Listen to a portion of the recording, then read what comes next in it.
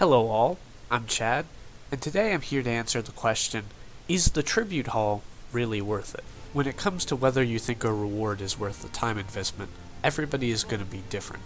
So in this video, what I'd like to do is give you a comprehensive idea of everything you'd actually have to do to get these various rewards. In light of recent events, many players are considering actually completing Tribute Haul legit. I want to give you a good idea of what that entails, so you can make an informed decision. I'm not going to go through every triumph individually, most are very similar, and I'll give you the gist of what you need to get done. It is important to remember that similar to previous exotic weapons and catalysts, Bad Juju and its catalyst will likely continue to be available after this event. Currently, to obtain Bad Juju, you will need to go to Warner and his barge, open the chest right next to him, obtain 18 tributes, complete the mission, and you have Bad Juju. You will need to get 45 for the catalyst, so you do not need to get every tribute for the catalyst. The exclusive emote to this event requires you to place all 50 tributes, and the exclusive emblem requires you to complete 80 champion bounties from the Catalyst statue. I do have some tips on how to efficiently get those 80 bounties done later in this video, but it is worth noting that you don't actually have to do any of these bounties unless you want the emblem. You can pay your way past the bought tributes, however, after doing it efficiently myself, I do think it's more worth it to be patient and get the bounties done first. The unique tributes tied to the triumphs include a variety of activities where you want to equip as many pieces of Callus gear as possible.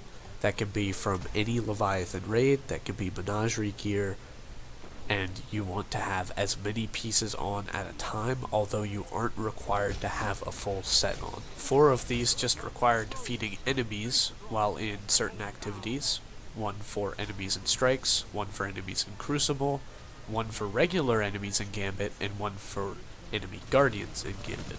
There are 4 that require completing encounters in various raids.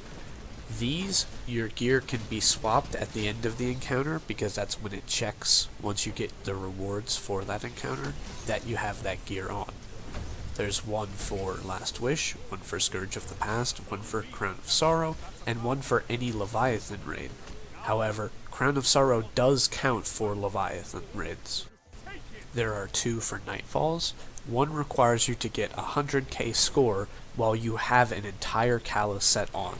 This one does not complete unless you have a full set. It can be mismatched from different activities, but you do have to have a piece in every slot.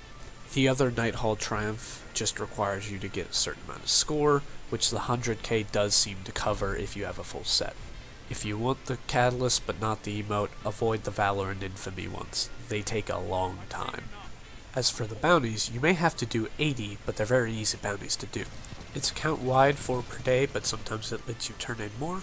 They change daily, and if there's a particularly easy one that day, you can do it once on all 3 characters. It takes less than 20 minutes a day, or less than an hour every 3 days if you can log in to turn them in every day. I'm Chad, and I hope this video helped you out.